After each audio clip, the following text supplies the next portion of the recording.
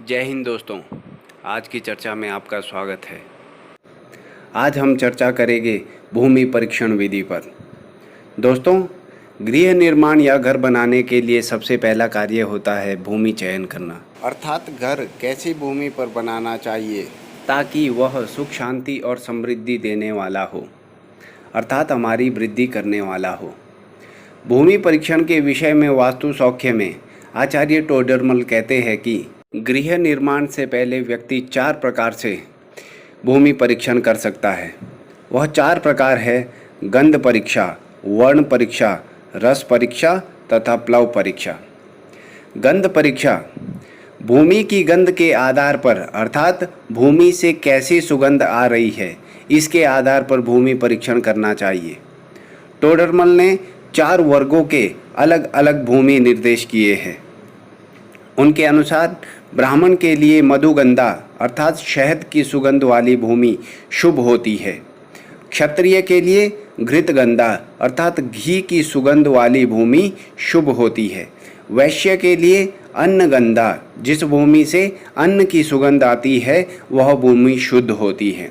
तथा शूद्र के लिए रक्तगंधा, जिस भूमि से रक्त यानी खून की सुगंध आती है वह भूमि शुभ होती है। वर्ण परीक्षा यदि गंध से निर्णय ना हो पाए या किसी भूमि से गंध ना आए तो उस स्थिति में आचार्य टोडरमल कहते हैं कि वहाँ पर वर्ण से परीक्षा करनी चाहिए। वर्ण से तात्पर्य भूमि के रंग से है। आचार्य टोडरमल कहते हैं कि ब्राह्मण के लिए श्वेत वर्ण की भूमि शुभ होती है। क्षत्रिय के लिए रक्त या लाल वर्ण की भूमि शुभ होती है। वैश्य के लिए हरे रंग की भूमि तथा शूद्र के लिए काले रंग की भूमि प्रशस्त मानी गई है।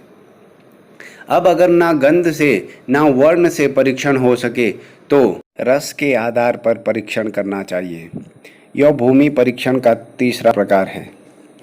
इसमें आचार्य टोडरमल कहते हैं कि ब्राह्मण के लिए मधुर रस वाली भूमि, क्षत्रिय के लिए कटु या कड़वे रस वाली भूमि तथा क्षत्रिय के लिए तिक्त यानी नीम की तरह स्वाद वाली भूमि तथा शूद्र के लिए कसेले स्वाद की भूमि शुभ या प्रशस्त होती है।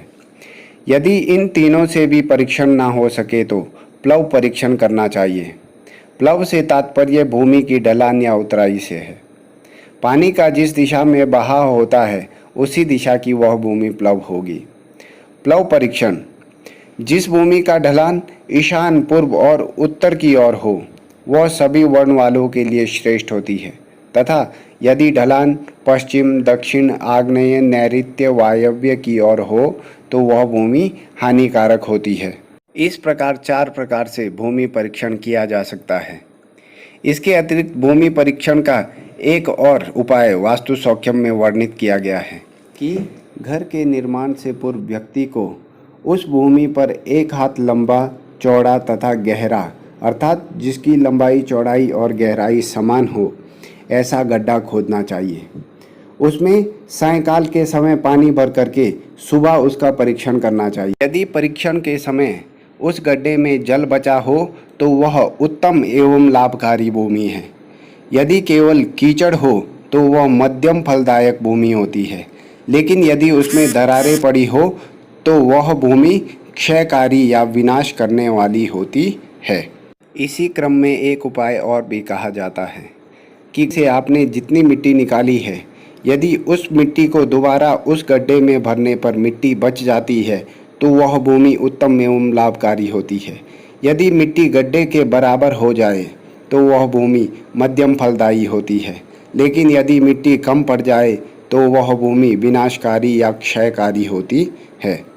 इस प्रकार वास्तुशास्त्र में भूमि परीक्षण के विषय में कहा गया है।